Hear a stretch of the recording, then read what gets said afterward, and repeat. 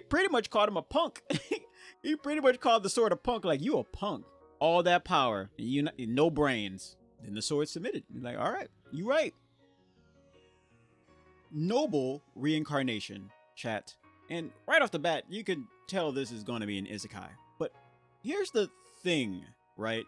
I watched episode 1 and episode 2. I don't have any screenshots of episode 2, so don't worry about, too much. I only try to give you just enough to be like, Candy, that was very interesting. I'm going to go and watch it. Or, Candy, that was dog water. I don't ever want to watch that. That kind of stuff. The stuff that you would probably normally pass up and all that fun things, chat. However, what I feel that makes this isekai stand out is a very fascinating one. I worded that really wrong, but hey, don't worry. Let's just get into it, chat. How about that? Catch me outside. How about that? So, while I was watching this, I noticed a few things. And that being, one, the female characters don't look ugly right off the bat. Granted, I haven't really seen an anime character who deliberately looks ugly or tries to look, you know what I mean, chat. The characters looked attractive. However, with that being said, I have not seen a single fan service in here, because I know a lot of you are very sensitive to fan service. You're very sensitive to isekais, like how I'm sensitive to live action Dragon Ball. That makes sense, right? Yeah, I'm sure that makes sense. We have the main character who gets isekai'd, and he's aware of that right off the bat. That's not news, right? A lot of main characters are aware of it. It's also not too much of a comedy either. So there's no chibi face and all that stuff that kind of ruins the vibe for me. What I get with this one is that, you know what? We'll get there. I'm getting ahead of myself. Hi, my name is Candy. I started doing content for a while ago. All right, bring it back. So the main character starts out as a baby, as a lot of them do. We get to see their stats, and we get to see that his stats make the anime come off as more of a video game, if I'm being honest. Because in all honesty, stats shouldn't show up in any kind of isekai or any fantasy world unless you're in some type of simulation. Did they pull this from Sword Art Online, chat? Because Sword Art Online did it, now every isekai has to do it, even though they're not in a digital world. It just doesn't make too much sense to me, but whatever. Maybe he got isekai'd into I don't know. I honestly don't know. Because it implies something way more grandiose than, hey, I'm in another world. It implies way more that it implies that you're in a simulation, chat. Yeah, yes. So we have the main character who started out as a baby, as we all do from time to time. But it'd be like, you meet that one person like, yeah, I was never a baby. I've always been a jerk. Anyway, we get to meet his father. Well, we get to see his mother right here, right off the bat. And we get to see his father. This is where we realize that, hey, he's like the 13th prince or something like that. So he's kind of way down on the royalty level. And his wife, the king's wife, is like one of many. So we don't get to see his other wives yet. I'm sure it'll come around at some point. I hope that the main character does not, chat. I hope that the main character doesn't get so powerful so quickly that he skyrockets past his other brothers. Each step to become more powerful than his brothers should feel like a giant step, chat, a giant leap, if that makes any sense, right? If he's the 13th prince or whatever number they threw out during this anime, to get past the 12th prince, he has to, reach his level of power and then some. Not necessarily to have to beat him, but just in terms of like strength, and he has to it has to take longer than just 1 or 2 episodes, right? I hope that's how it is, because in a book, it feel like if this was in a book, it would be that. If that concept was in a book, it would be great because it takes a long time. And I know you're asking, Candy, you don't even like reading. Yeah, you know what I mean though. So right off the bat, we get to. I love that word, right off the bat, right off the back, right off the bat. Yeah, I'm gonna say. Someone keep count. Tell me how many times I've said that throughout this whole video. Right off the bat, we see the main character doesn't really live with his parents, distance from parents and all that crazy stuff, but his entire world is surrounded by these maids, right? These servants and everything. And I know some of you will be like, "Oh my goodness, why are their boobs so huge?" I'm like, well, like I said before, chat, if you have a problem with the female form, I'm sorry, you might need to go get some counseling, because some people's bodies just look different, you know? Ladies love seeing Hulk Hogan and the Terminator and all these crazy, very buff guys, and guys like seeing big bodacious ladies. Hey, stop being a prude. Stop it. Get some help. But with that being said, you can see, I almost say it right off the bat, but I'm not gonna say that. I won't ever say that. Even though the creator of this anime is alright with showing, you know, the main character with all of these maid servants, in the first episode and even in the second episode, there is no fan service whatsoever. And I think that is magical, because you have, granted, again, I don't have any problem with fan service. However, you can see that the creator of this anime, the studio, is very particular about how they make their dish. And if you've been here before, you know that I will use food as an analogy all the time. It's not too much, it's not too little, but the focus is the story. And what I also like about this is that the main character isn't a clown, and he's very smart, but he's also not powerful. Give me any anime where the main character isn't powerful, I can get behind it. Konosuba isn't powerful either, but he's just funny. Konosuba is a funny anime. Isekai anime. The funniest, by the way. For real. Like I said before, check it out. The dude has an entire palace that he lives in, and his entire world is just maids. I know some of you are like, man, I wish I had that. I don't think you want that problem. No, I don't think you want that problem. Yeah.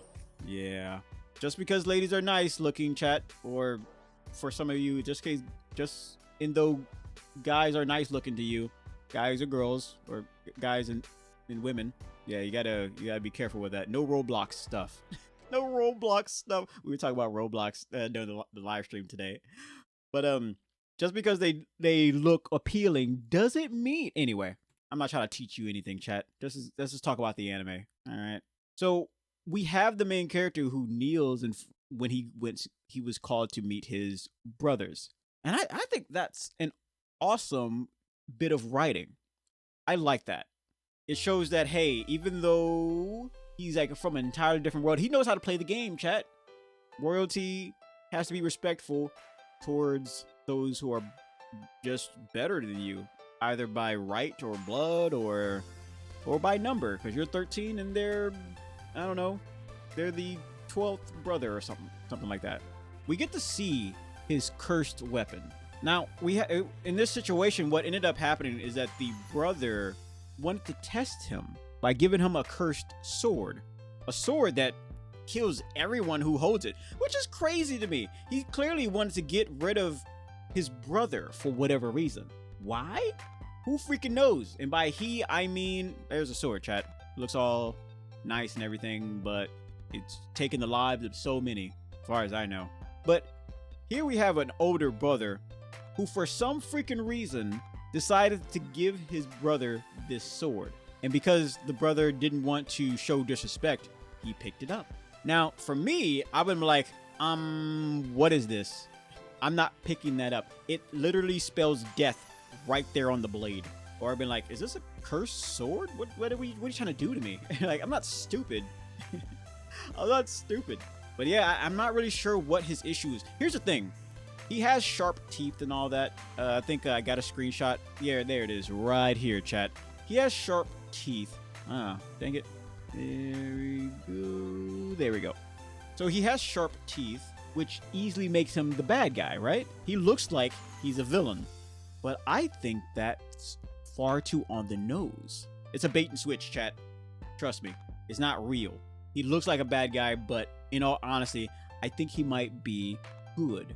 Now, in terms of this brother over here, this older brother over here, I think he's not, so far he hasn't come off as like bad, but he also hasn't come off of like crazy good. He's like, he seems to be playing it more close to the belt. He comes off like a little good, but not crazy good, right? He's not trying too hard. He looks like a balanced character. He sounds like a balanced character.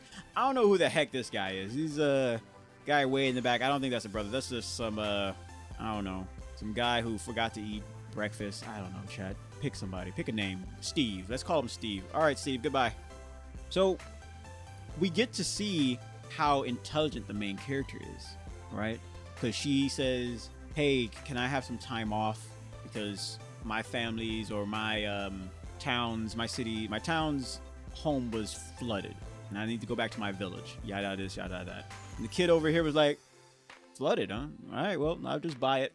Sure. No, he was like, why don't you and your mother come live with live here? We have a guest house. You can stay in it. And she's very happy by that. And then she's like, you know what? I'll do you one better. I'll just buy the village. And what I find very interesting about this is that the writers didn't just automatically say he has the money to do it. In fact, the writers were like, this guy, the butler, was like, you don't have the money for that. Where are you going to get that money? He's like, all right, well, I'll just sell one of the land, like the one land that I was given. I don't know how many other lands he has, but he said, I'll sell the land that I was given and I'll buy it and buy the other one. I'll sell a perfectly good plot of land for some perfectly bad plot of land. And I think that works perfectly. Because writers could have easily said, oh, you have all the money in the world. You can really pretty much buy anything. But that would have been dumb character development. Or what is it? Dumb writing. There it is. There needs to be some take and give, right? I hopefully that the land that he sold could have been important in some way, shape, or form. However, the land that he did buy, it might take a little bit of work, but he can build it from the ground up. And by doing that, he's also has the ability to make the people who lives on that land like him more. He's not buying loyalty, chat. He's going to work for it. He wasn't given loyalty, chat. He has to work for it. Well, loyalty, he was given loyalty from the maids, of course, but that's beside the point. The people on the land will see that and be like, oh my goodness, this kid is awesome. You know, he's not using and abusing us like other terrible wealthy folk are. Seeing stuff like this, chat, also reconfirms the fact that he's not a snotty main character. He understands the role that he plays. A lot of other characters will be like, oh, I can take him on, or he's not so tough, or why would I show respect? He doesn't show disrespect. Even if his brother was like evil or what have you, he still wouldn't show disrespect. And I think that creates good character writing, in my opinion. John. Tell me if I'm wrong. But we just seen it so many times. How many isekais, right? How many isekais have we seen where, like, episode 1, he's creating conflict with like other royals? I don't want to see that. I don't want to see him immediately overpowering people or overpowering like his betters. I want to get immersed into a world where something's different, because isekais are almost all the same, chat. Almost all the same. His cursed weapon is alive. We haven't heard it speak. Now, what could end up happening, and I kind of doubt this, maybe season 2 rolls around, if it gets another season. What could end up happening is that the sword manifests its own body. It's possible, but I doubt it. But so far, what I like about this sword, this cursed sword that has a mind of its own, is that it's like, it doesn't speak, so action speaks louder than words. That's exactly what it is, chat. The sword's action speaks louder than anything that could be said by any other character. And if you were to have this sword manifest into its own body, maybe some loudmouth little sister type, or some loudmouth big sister type, which I don't really like the loudmouth types to begin with. I can see that happening in season 2, maybe, for a little comedy and everything. I don't want comedy in this one, chat. I want seriousness. I don't want chibi face. So the sword almost kills the main character, but the main character talked no jutsu to this thing and said, hey, You're clearly stronger than the main character's like, hey, you're clearly stronger than me. You get off on just using your immense power.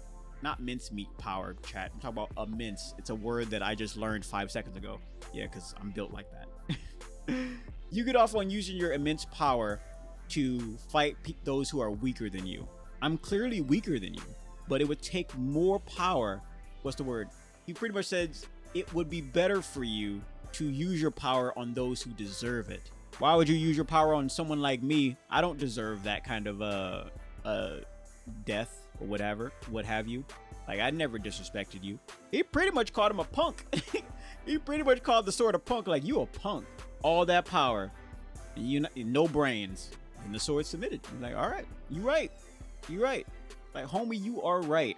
And then this is where I realized that this anime means business. When he lobbed this guy's head off. Ugh, nasty stuff. He lobbed his head off without even cutting his coat, which is crazy. I guess he really wants that coat, chat.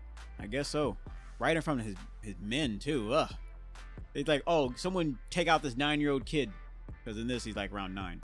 I also, speaking of, characters, do not watch the trailer. Not trailer, but the opening. I always skip the opening and the ending. But for this one, I think I saw a little bit of the opening. Yeah, don't do it, chat. I love me a good smile, chat. Smiles are great. Smiles are good for you. I don't know why his eyes are different colors like that, and I hope it never manifests into anything. I just hope that it's just how it is. Some things don't need to be explained, chat. Some things do not need to. And if there's some kind of element to it of how he got it, I just keep it a secret. The more secrets you have for an anime like this, the better. Right? That's what I think. That's what I think. Tell me I'm wrong, chat. Tell me I'm wrong. Anyway, chat, give it a try. Come back. Tell me what you think. And if you already did watch it, tell me what you think. Do you think it's trash? Do you think it's a good anime? Do you think it needs more cowbell? I don't know, chat. Just let me know. Anyway, I'll see you next time. Bye-bye.